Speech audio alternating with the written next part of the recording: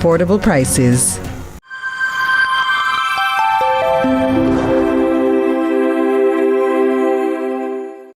We in this together. You are not alone. The time by Sagicor is 7 p.m.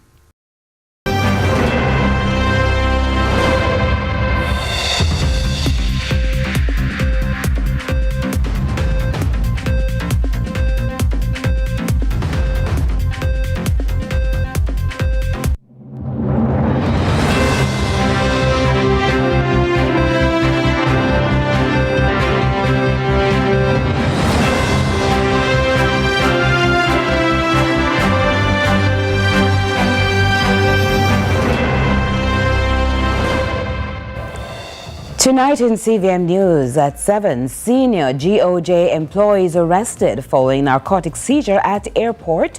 Things will get better. Working conditions to change at the Cornwall Regional Hospital following nurse protest.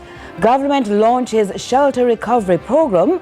While in sports, Kishane and Tia open season with 16-meter wins.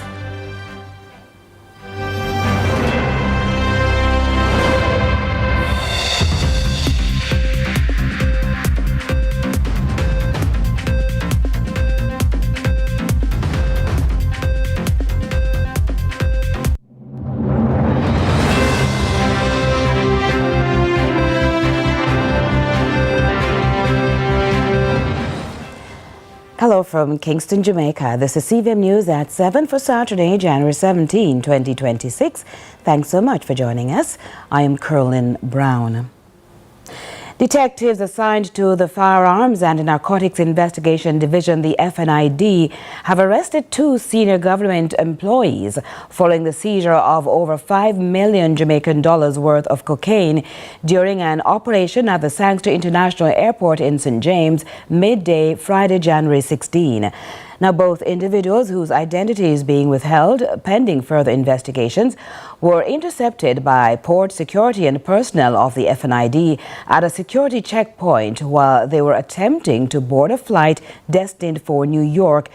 During a search of their luggage, packages of a narcotic weighing over 9 kilograms were found in false compartments. Our newsroom understands one of the suspects, a male senior government employee at the St. Anne Municipal Corporation, revealed to the police he ingested more than 70 pellets of cocaine. He was admitted to a medical facility under police guard. Now, the other arrest is another senior government employee, a female, who works at the Trelawney Municipal Corporation. Following the airport arrests, FNID officers conducted secondary operations at the residences of both suspects, where a Glock 19 pistol, 13 rounds of ammunition, and an ounce of the narcotic were found. Director of the FNID, Superintendent Petrero, have intensified the operations to nab perpetrators involved in the illegal firearms and narcotics trade. That's what she said. And she says, regardless of where the investigations may lead. I mean, if they see this as just another operation, our mandate is to interdict drugs and guns. I mean, with notwithstanding the persons involved, notwithstanding the perpetrators, the target, we're targeting drugs and guns. Whosoever possession they are found in is the least of our concern. We will pursue them regardless. Our officers are trained and are targeted to not focus on person but focus on the evidence. In this case, the investigation and evidence led us to people who occupy a position of trust and confidence, and FNID takes the greatest of pleasure to unmask those persons who occupy a position of trust and are using their position and influence to breach those trusts. Now, he also expresses confidence in the professional conduct of the operation. Has one of the highest conviction rate in the Jamaica Constabulary Force at 95%. We have confidence in our detectives. We have been investigating narcotics since 1975. And we believe that we are proficient at it. We believe that, we will pursue all the avenues, we'll pursue all the lines of inquiry, and we will ensure that we put matter before the court that meets the threshold for prosecution and hopefully secure a conviction in this and other matters that we are pursuing. And a man wanted in the St. Anne division by the police was shot during a confrontation with a team of crime fighters on Jakes Road, Kingston 3 on Saturday, January 17. He has been identified as a 35-year-old Devar Hodges, otherwise known as Blackhead and Skeddo of Brownstown, St. Anne. About 5:30 in the morning, lawmen from the Kingston East Division, the Operational Support Team and the Specialized Operations Branch conducted an intelligence-driven operation during which Hodges was fatally shot. A 9mm pistol and 9 rounds of ammunition were reportedly seized. Now, the matter was reported to the Independent Commission of Investigations, INDECOM, and the Inspectorate of Professional Standards Oversight Bureau, IPROB.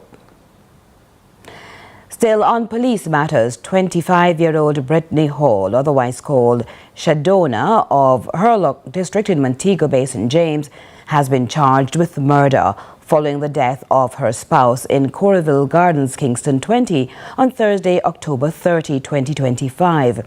The Hunts Bay Police report that sometime after midnight on Thursday, October 30, 2025, Hall and 27-year-old security officer Wayne Robinson of Jomo Pathway, Trenchtown, Kingston 12, were inside a house when she made an alarm. Now, Hall's relative entered the house and saw Robinson bleeding from his chest. The injured man was assisted to hospital, where he died while undergoing treatment. Following the incident, Hall fled the community. However, she was apprehended in St. James on Monday, January 12, and charged on January 16 after a warrant was executed on her. She is to face the court when a date is finalized. Senior medical personnel have sought to address some of the concerns that led to protest action at the Cornwall Regional Hospital. Meanwhile, officials, in giving solutions, have admitted to the disheartening conditions now being faced by workers, especially following the passage of Hurricane Melissa. As we hear in this report, the administration, is now moving with speed to have the area re-established. Nurses at the Cornwall Regional Hospital registering their disgust about working conditions at the accident and emergency section. The administration admitting the nurses are within reason as they buckle under pressure. The hurricane came, we usually run 350 beds. Our facility was damaged and we are now running 156 beds. You can see right away that our bed capacity has been reduced by, over 50%. This has been a challenge for us. And I want to use this opportunity to thank the staff, especially the nurses, on the front line, especially in the accident and emergency department, where a lot of overcrowding is. And I'll give you an example. Yesterday, we had 88 patients waiting in the accident and emergency department for beds in the hospital. We have a capacity at this time of 156. We were severely affected by Hurricane Melissa, and so some of those spaces, bed spaces, are not available at this time, which is affecting our ability to remove patients from our A&E department into the ward spaces. The obvious out the way, officials now having to find a solution because patient care delivery cannot be further compromised. Workers thanked for their service. And since the hurricane, they have been working very hard. They have done beyond the call of duty. And I think the pressure has reached them, so we are all in sympathy with them, that something needs to be done. We had a conversation explaining to them how it is that we're intervening to have the work move faster, to ensure that we can get the A&E department in a better state. And so we have engaged the contractors, and they have committed to us with the project manager and the support from the Ministry of Health, the PS's office. They have committed to working 24 hours, and we have an arrangement in allocating spaces so they can do the work quickly, so we are able to go. The officials now expect to see changes in the A&E department within the next 3 weeks to move patients to bed and on the ward. A promise also by the administration to keep the lines of communication open. A lot have been done, but the things require time in order to fix it. We realize that we need to fix our roof at the back, and we are moving aggressively to have that fixed. We will be providing them with those updates because they're in accident and emergency. They're fully engaged and may not be able to see the spaces regularly. So we will be updating them regularly and see to assisting them, ensuring that they are aware of what it is that we are doing. The rat infestation, another matter making workers sick and tired of the environment. The administration is asking for workers to be patient as the solution is a multi-pronged approach and as such could take longer to solve. We have an ongoing rodent control program. We have a contractor and we have a program that we are treating with on campus. But since Melissa, you would have expected, given what is happening in the communities, and we're within a community in Mount Salem, that there seems to be an increase in rodent on the compound. But we have our partners, or primary health care, St. James Public Health Services. They are starting a program, and the program should include our campus, because we can't just treat on our campus by itself. We have to take into consideration the entire community. For CVM News, I'm Damon Phillips. And to another update, the government has officially launched its Shelter Recovery Program, a national initiative aimed at supporting families whose houses were damaged during Hurricane Melissa. Here's more from Carla Ramdeen. An initial $10 billion has been allocated under the government's Roofs program to support the repair and rebuilding of homes damaged by Hurricane Melissa. Under the SRP, we have had almost more than 6,000 persons have already received funds in the NHT component. Hundreds more have already received support through our roof repair that is led by the JDF and the international partners, Guyana, Ghana, Rwanda.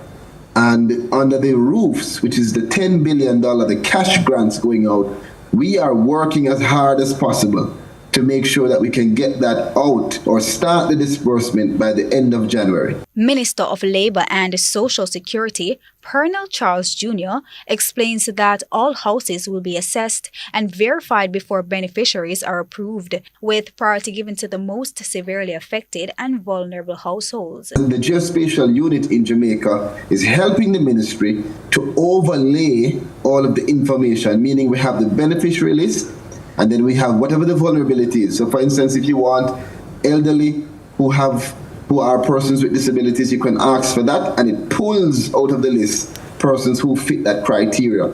So that's the benefit of having a digitized, modernized system. There are 3 categories: $75,000 for minor damage, which will be a rehabilitation grant, $200,000 for major damage, and $500,000 for severe damage. Mr. Charles adds that measures are being put in place to ensure funds are used strictly for home repairs. And how we're going to monitor that is by using a payment modality that is digital and allows for us to have greater management over the merchant that is used. We will know when you apply your cash grant, your grant, we'll know what you purchase. It allows for us to have greater accountability, and that's the benefit again of these more modern, innovative, digitized systems. Carla Ramdeen, CVM News. The country's waste management system is once again under scrutiny as residents across communities continue to complain about uncollected garbage and unsanitary conditions. Mayor of Kingston, Andrew Swaby, says the current structure is failing and he believes it's time for a major shift in how garbage collection is handled. Here's Akeem Oret with more. Garbage spilling from bins, waste scattered by stray animals, and a lingering stench on city streets. These scenes, according to the Mayor of Kingston, Andrew Swaby, are clear signs that the current approach to waste management is not working. The Mayor points out that the National Solid Waste Management Authority is responsible for both regulating waste management and carrying out day-to-day garbage collection, a system he says is inefficient. In some communities, garbage is left uncollected for weeks at a time.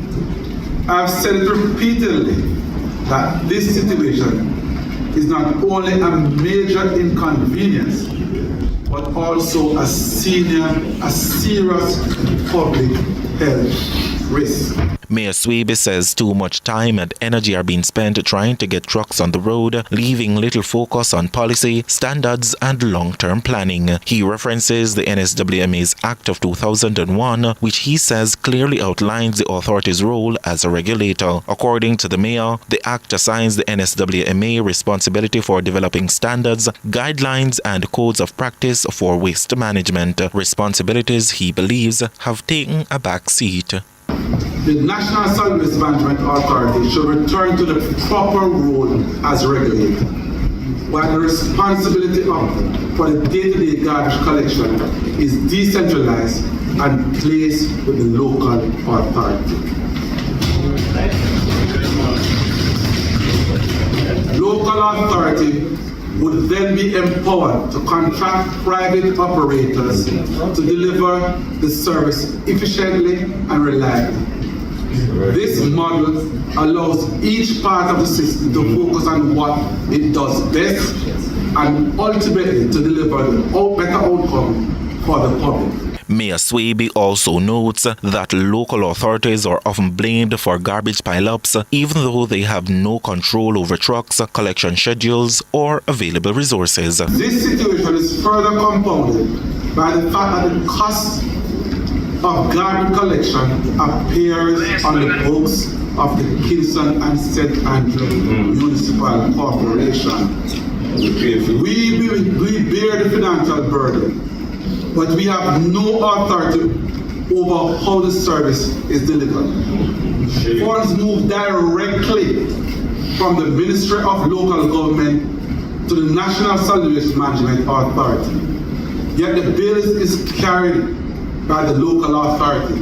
As a solution, the Mayor is proposing a phased approach to reforming waste collection, with Kingston being used as a pilot area. What is being proposed is not the removal of public oversight, but the strengthening of it. A regulator that regulates, operator that operates, and local authority that are empowered to act. This is how we move from chronic failure and towards a waste management system that is reliable, efficient, and worthy of public trust. Akeem Oret, News. At the same time, clean-up efforts have started along Sigree Street in Savanna-la-Mar, Westmoreland, where the main roadway was blocked by debris, fallen utility poles and stagnant water since Hurricane Melissa. Councillor for the Savanna-la-Mar Division, Julian Chang, told CVM News, while clean-up efforts have begun, the work is not yet completed. Carla Ramdeen picks up that report. This was Sigree Street, just ahead of the turn of the year. The road, which was previously submerged by stagnant water and debris, was tadpole infested. Today, as a result of work led by PNP Councillor Julian Chang, the street has become more passable and is beginning to look more like itself. We are going to now be going over to the drainage side to see if we can burst the drain and open it up so we can take the water off the road, and then we can start with some marl and all of that. I'm happy because this is the best it has been, and see there, look good still. It's still not even space to walk, but at least It's an improvement. Residents have welcomed the cleanup of their main roadway, and though there remains some way to go with cleanup efforts, some residents warn that the underlying drainage issues remain, and without proper systems, the obstacles could return. Every minute you clean the road, the water still there. The water have to come off, and it used to come off for a longer time, but we don't know what happened now. Then nothing now gone. The place all block up, everything, everywhere turn Maros. That I seen. I mean, like, we see it clean, but clean so, it go stay worse. If you just clean yourself so. If you fix the road and you don't have no drain, the road still go back to square one. A concern that is also shared by Councillor Chang, who invited stakeholders to help construct drainage systems that can also support the town's aspirations of economic growth. It's a beautiful town. You know, we can make it work. I'm inviting the stakeholders to come in and let us do the drainage system down here, fix up the town, fix up the fort, and let us have some money coming in. We're looking forward to a great future, 2026. Carla Ramdeen, CVM News. And we'll have more from our news desk in just a moment.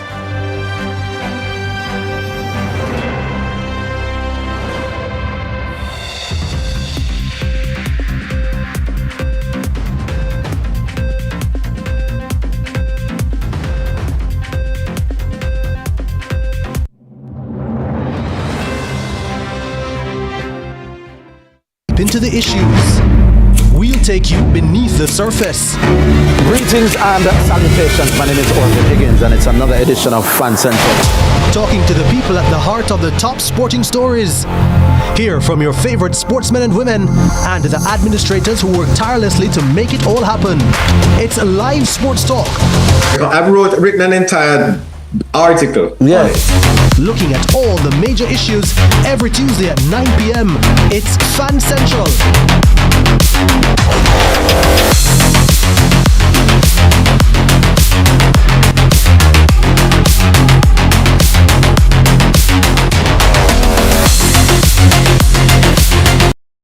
Tune in to Lead Story. Weekdays at 6 p.m. Hosted by Jody Ann Quarry. Brought to you by VC's Electrical Sales. Quality products at affordable price.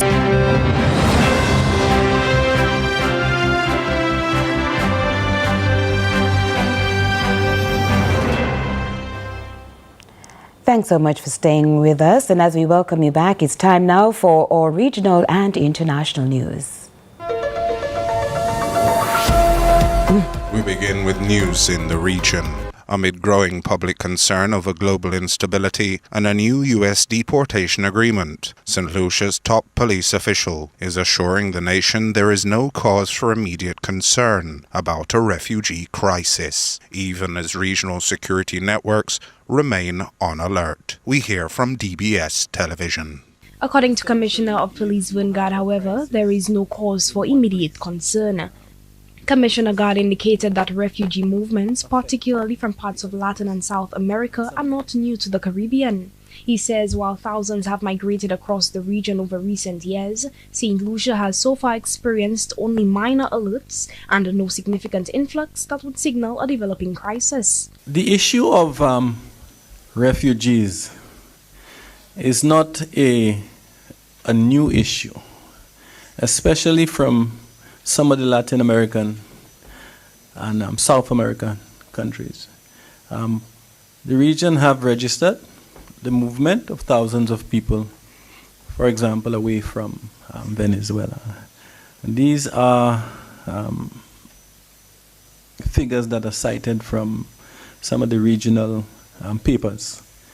So we've had one or two minor alerts, but nothing significant that St. Lucia should worry about.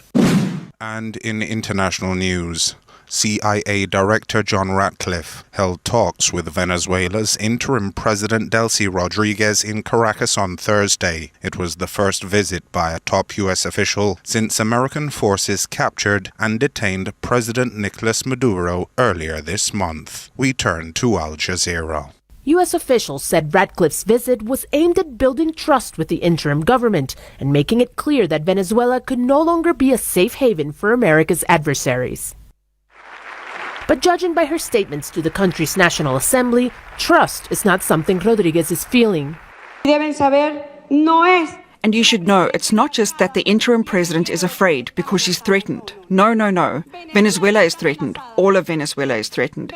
And that's why I call for national unity, so that with sovereignty at the forefront, we can wage this diplomatic battle.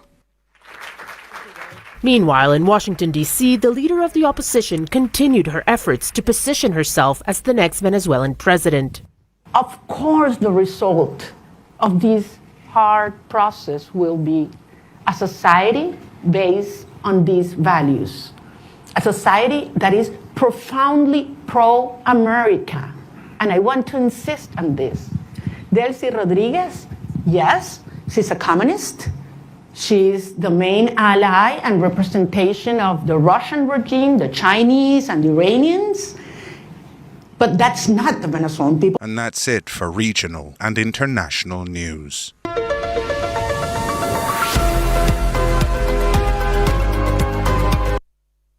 We now share part one of a conversation which takes a gentleman back to his childhood.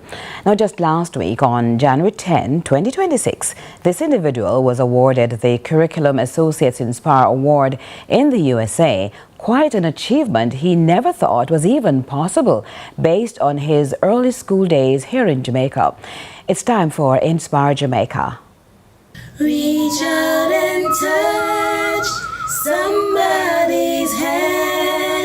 Make this world a better place if you can. Sharik Atkinson is an only child, literally walking in her father's footsteps. He is her idol, especially because of where Linton Atkinson is coming from to where he is today. As a school leader in 2022, when I was sitting in IEP meetings, individualized educational plan meetings, they were talking about varying disabilities that students have and the reasons they have those disabilities. And I reflected on my own story. When I grew up in Jamaica, I didn't learn to read until I was in the 4th grade. Didn't know that I had a disability at that time until later on in life. Take me back to your assessment, if there was ever one. Okay.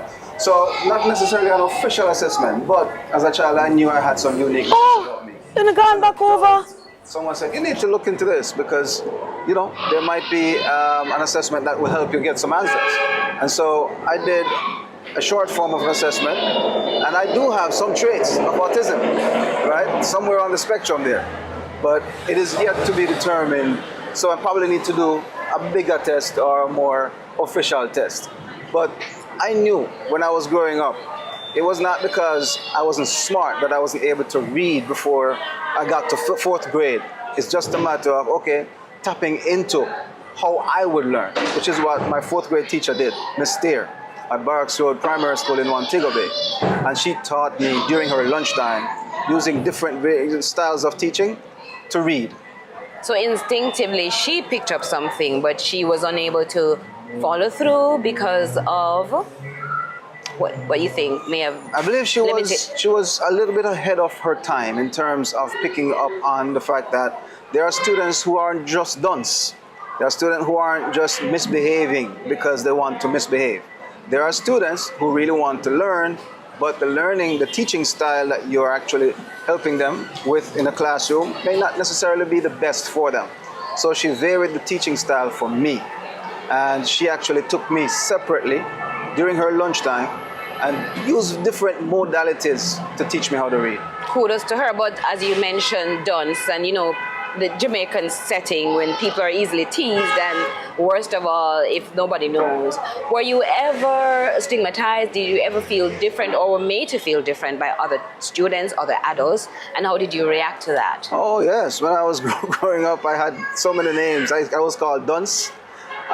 People told me you would see your name on Bulan and eat it because you can't even read the name. People would give me money and say, read what's on it. If you read what's on it, you'll get it. I wasn't able to read what's on it, then they would laugh at me. I remember being in a church one day when I was at Sunday school, and they asked me to read. I couldn't read. And they also asked me, what do you want to be when you grow up? I said, because I saw a doctor at the hospital and he looked important. And I said, I want to be a doctor when I grow up.